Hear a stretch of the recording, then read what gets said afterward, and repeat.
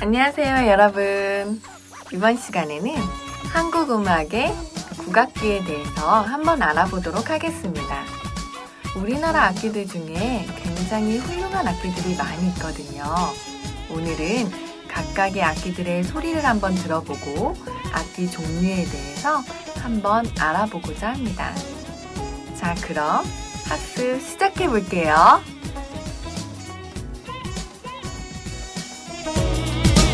현악기는 말 그대로 줄을 이용하여 소리내는 악기인데요.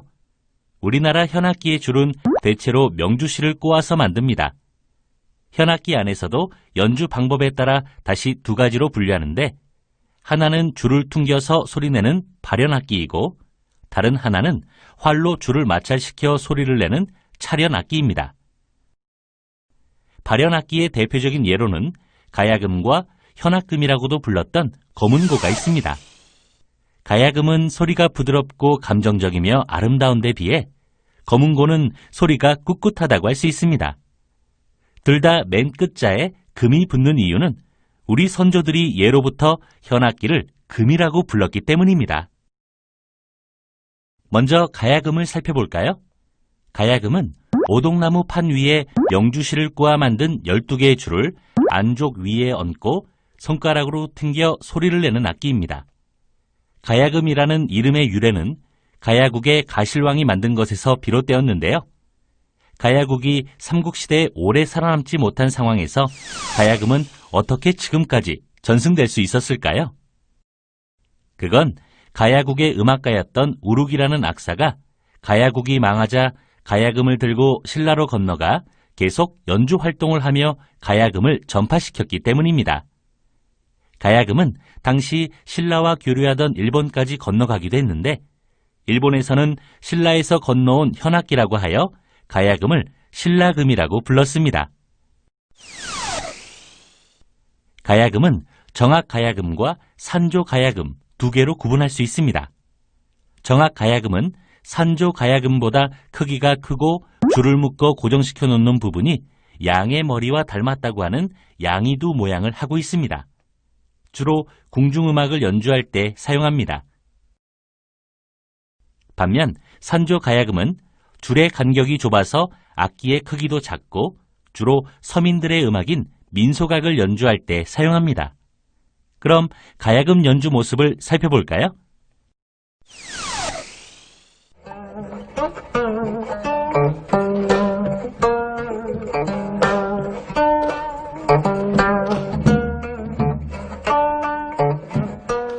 가야금은 오른편 무릎 위에 가야금 윗부분을 올려놓고 오른손으로 줄을 퉁겨서 연주하면 왼손이 안쪽 아래로 줄을 눌러가며 소리를 만들어냅니다. 부드러운 가야금 소리가 일품이죠? 그럼 가야금 산조의 연주를 감상해 보겠습니다.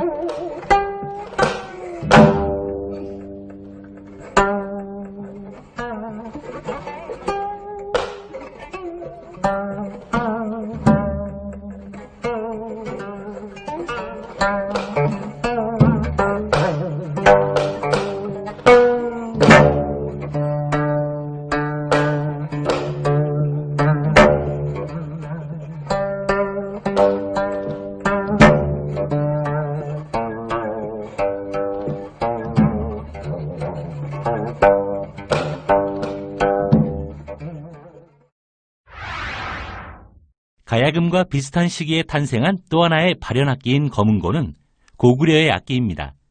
삼국시대의 이야기를 역사적 기록으로 적어놓은 삼국사기에 따르면 중국 진나에서 7개의 줄로 이루어진 현악기인 칠연금을 고구려에 보내왔는데, 고구려의 왕산악이란 사람이 그 칠연금을 우리나라 정서에 맞게 개조하여 악기를 만든 후 그 악기로 연주를 하니 검은학이 날아와서 춤을 추었다고 하여 이 악기의 이름을 현악금이라고 불렀고, 이것이 지금의 거문고가 되었습니다. 거문고는 예로부터 선비의 악기라 하여 선비들이 많이 연주했던 악기라서 그 기록이 많이 남아있고, 현재까지 전해오는 고악보의 대부분이 거문고 악보로 되어 있기 때문에 역사적으로 갖는 의미가 크다고 할 수 있습니다. 그럼 거문고의 연주 모습을 볼까요? 거문고는 오동나무 판 위에 16개의 궤를 얹고 명주실록과 만든 6개의 줄을 3개는 궤 위에, 3개는 안쪽 위에 올려놓은 것으로 오른손으로 술대라는 작은 나무 막대를 쥐고 줄을 퉁겨 소리를 내는 악기입니다. 왼손은 궤를 짚어 음정의 높낮이를 조절하는데 내 몸쪽에서 멀리 떨어지게 짚을수록 낮은 음이 나고 가깝게 짚을수록 높은 음이 소리납니다. 그럼 검은고 산조의 연주를 감상해 보겠습니다.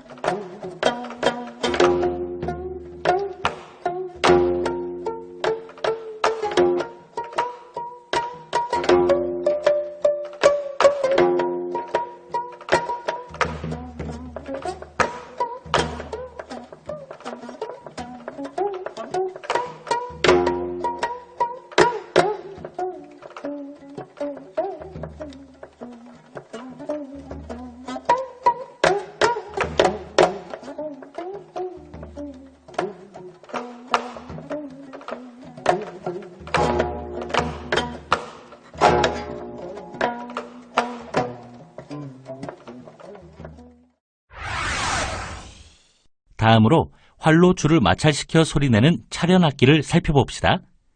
대표적인 차련악기로는 해금과 아쟁을 들 수 있습니다.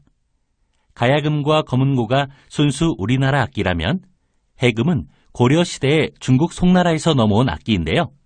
이후 우리나라에서 중국 음악뿐만 아니라 우리나라 음악을 연주할 때도 사용하게 되면서 우리나라 악기로 분류하기 시작했습니다.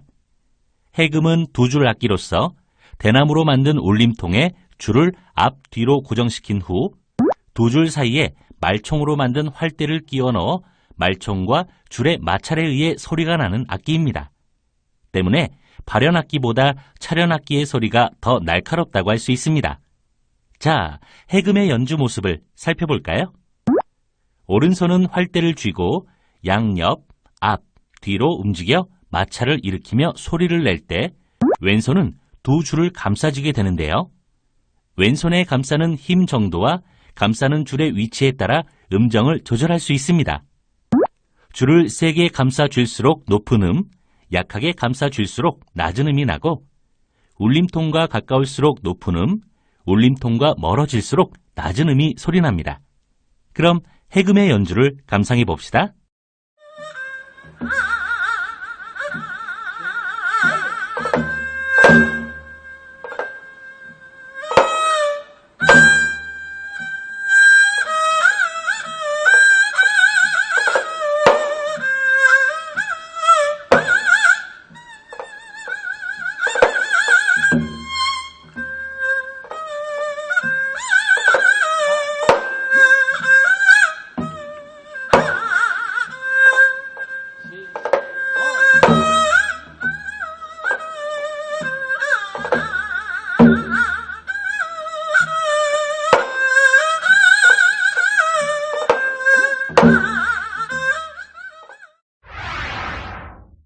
아쟁 역시 해금처럼 차련악기이고 고려시대 때 중국에서 건너와 우리나라에 전해진 것인데요.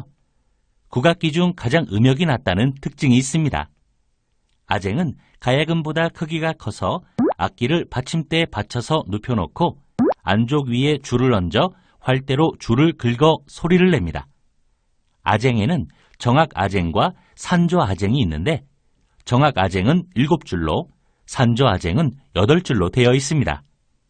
정악아쟁의 활대는 개나리 나뭇가지를 깎아 만들고 산조아쟁의 활대는 해금처럼 말총으로 만듭니다.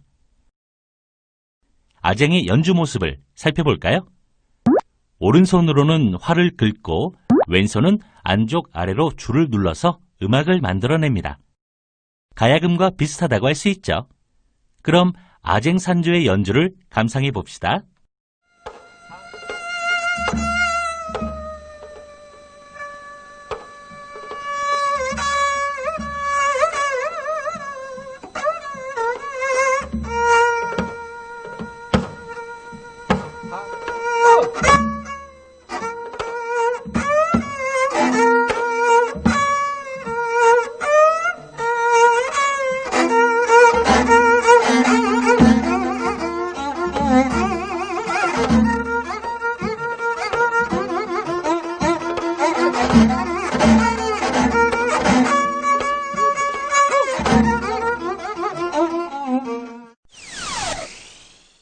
현악기를 살펴보다 보니 손의 위치, 줄의 길이에 따라 음정이 달라지는 것을 알 수 있었는데요.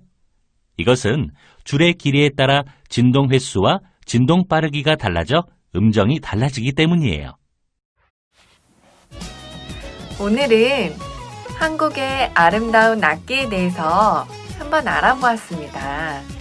우리나라 악기 너무 멋있지 않나요? 자, 그럼 우리 다음 시간에 또 만나요.